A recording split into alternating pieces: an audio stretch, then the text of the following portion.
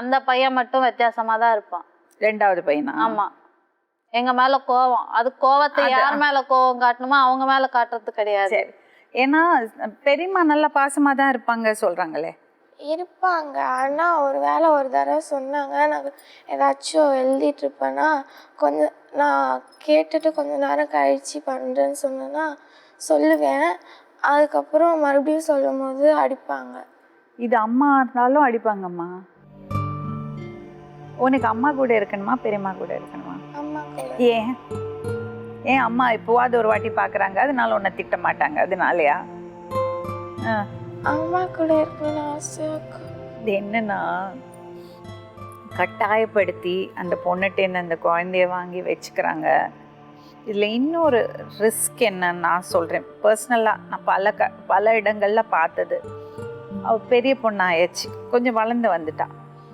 நீ இன்னொரு கல்யாணம் பண்ணியிருக்க இல்லையா?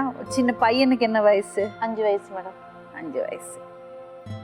தனவேல் நல்லவர் சொல்கிறீங்க, ஆனால் அவரோட பொண்ணு கிடையாது இது. அது ஒரு குவெஸ்டின் மார்க்காகவே எனக்கு இருக்குது. ஏன்னா நான் பல கேசஸ் பார்த்துருக்கேன்.